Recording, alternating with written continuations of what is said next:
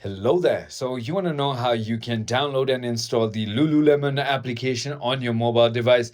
This is going to be the only video that you'll ever need to watch on the internet. So, with that being said, let's just get straight into the video.